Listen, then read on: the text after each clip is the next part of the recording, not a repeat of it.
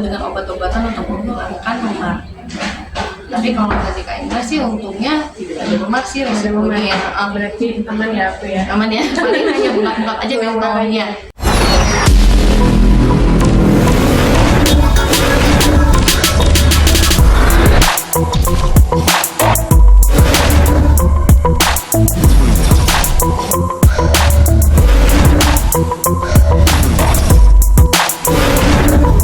Tiga bawang dulu ya, ada.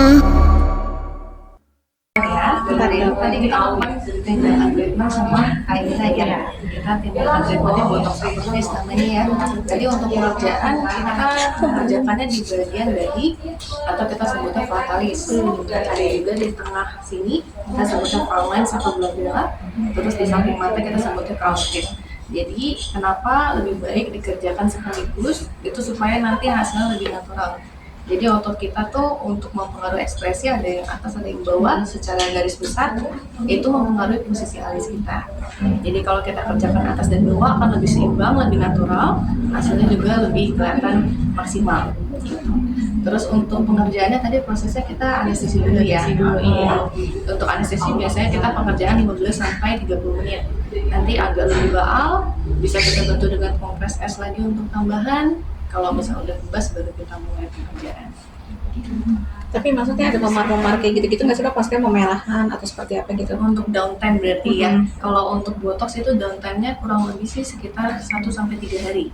Jadi namanya kita suntik, kita ada memasukkan sesuatu ke kulit bisa terkena pembuluh darah. Tidak bisa kita prediksi, cuma efeknya pun kalau kena pembuluh darah paling banter adalah memar. Jadi kalau memar tidak selalu terjadi, tapi kalau misalnya terjadi bisa kita bantu dengan kompres dingin atau 3 hari kemudian bisa dibantu dengan obat-obatan untuk menghilangkan memar. Tapi kalau tadi Kak Indra sih untungnya tidak ada memar sih resikonya ya. Berarti aman ya aku ya. Aman ya, paling hanya bengkak-bengkak aja gampangnya. Berarti nanti kalau bisa di foto Instagram pakai filter dulu kali ya. Biar bengkaknya tuh nggak kelihatan. Boleh banget. Soalnya kan bakal bentol-bentol dulu. Ini kan obatnya ya, nanti dia akan menyebar sendiri, hilang sendiri dalam beberapa jam. Kalau misalnya in case ada bengkak yang masih ada, dalam 1 sampai 3 hari ke depan tetap kita bantu utamanya dengan kompres dingin. Kak, tapi ada pantangan untuk makannya sendiri nggak sih? Kalau untuk makan paling yang bisa mempengaruhi efek botox lebih ke alkohol, konsumsi alkohol gitu ya, merokok, mungkin juga kopi dan teh karena mengandung kafein.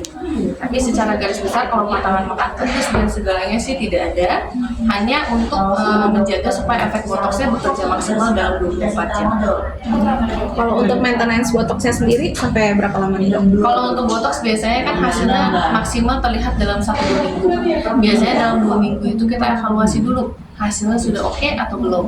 Bisa ada beberapa yang ototnya masih aktif, itu bisa kita tambahkan dalam 2 minggu tersebut. Tapi kalau misalnya nggak ada, kita tunggu ketika botoxnya sudah hilang.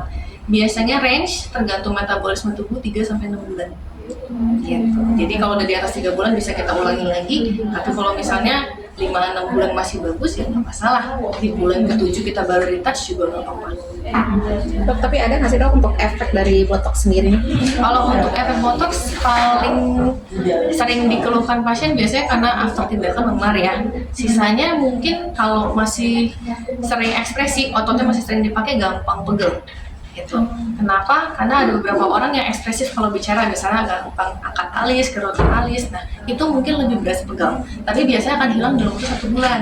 Karena nanti akan lebih terbiasa ototnya tidak untuk dipakai. Gitu. Jadi sudah kembali lagi seperti itu. Kak, tapi kenapa nih Kak dirimu sendiri lebih memilih botox nih daripada perawatan-perawatan lain sendiri? Karena kalau untuk penampilan ya, kalau misalkan apalagi aku untuk di dunia entertain atau apa kan harus ya penampilan nomor 1 kan. Jadi kan yang dimana harus yang namanya kita memperhatikan penampilan kita itu. Karena juga investasi jangka panjang juga gitu. Jadi itu karena aku milih botox karena ada beberapa tadi ya dok ya yang memang harus diperbaiki. Dan diperbaiki juga ya di Improve lah, misalnya lebih bagus. diperbaiki itu diperbaiki jadi apa? Itu apa aja tuh Kak maksudnya yang harus di maintain sendiri ini tadi? Harus perbaiki tadi. Ya tadi yang kerutan aku kan memang yang di jidat ya dok ya. Utamanya sih di bagian dada dan samping mata kalau misalnya senyum ya.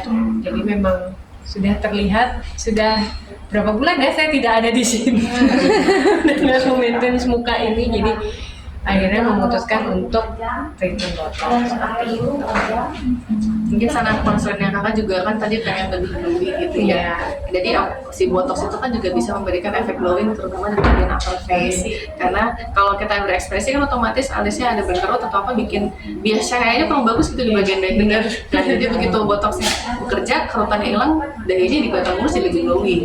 Gitu.